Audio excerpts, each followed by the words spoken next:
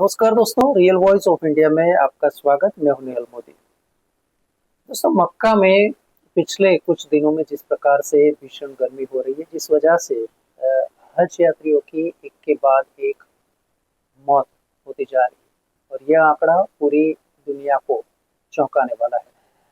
हज यात्रा के दौरान मक्का में अभी तक करीब 1300 से ज्यादा लोगों की मौत हो चुकी है। इसमें सबसे अधिक जो नागरिक हैं वो है मिस्र के, इजिप्ट के। वहीं हज यात्रा के दौरान भारत की अगर बात करें तो भारतीय नागरिकों करीब 98 लोगों की मौत हुई है।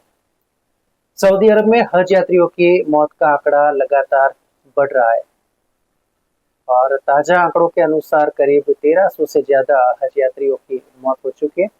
रविवार की अगर बात करें तो रविवार को सऊदी अरब के स्वास्थ्य मंत्री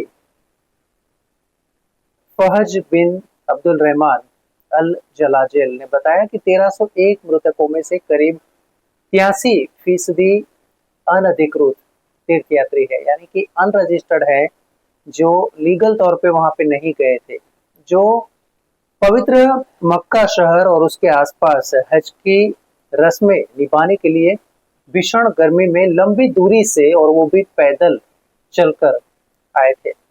गर्मी की अगर बात करें तो करीब 50 डिग्री या उससे भी ज्यादा गर्मी है और उसमें इस रन में चलना कितना मुश्किल होता है।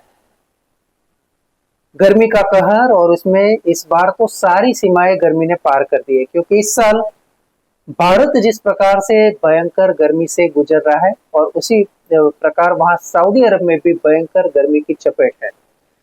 सऊदी में अगर बात किया जाए तो गर्मी कितना कहर ढा रही है, इसका अंदाजा इस बात से होता है कि करीब 1300 से ज्यादा लोगों जो हज यात्री है उसकी मौत हो चुकी है।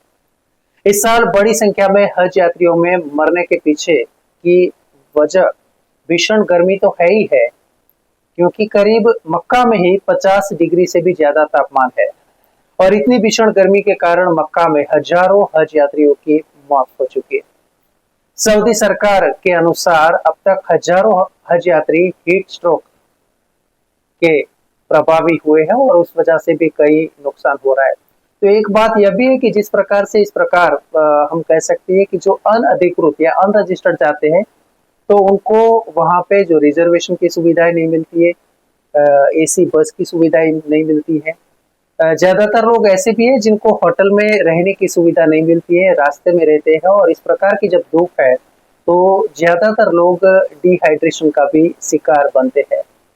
तो बस एक अपील है कि जो भी वहां पे जाए वो लीगली जाए, ताकि पूरी जो सुविधा है वो उनको मिले, क्योंकि हम सब चाहते हैं कि जिस प्रकार से हज यात्री या जो हाजी जाते हैं वो एक मकसद होता है कि वो अल्लाह को मिले, अल्लाह का शुक्र अदा करें। पर जिस प्रकार से वो इलीगल इस प्रकार से जाते हैं तो काफी कठिनाइयों का सामना भी करना पड़ता है और जिस प्रकार से वो रजिस्टर्ड नहीं होते हैं तो जो उनको सुविधा मिलनी चाहिए वो नहीं मिलती है और इस वजह से जो घर के लोग हैं वो भी कहीं ना कहीं परेशान होते हैं। तो बस एक गुजारिश है कि आप जब भी जाएं रजिस्ट्रेशन करके जाएं, ताकि आपको सभी जो सुविधा है वो मुहैया हो सके।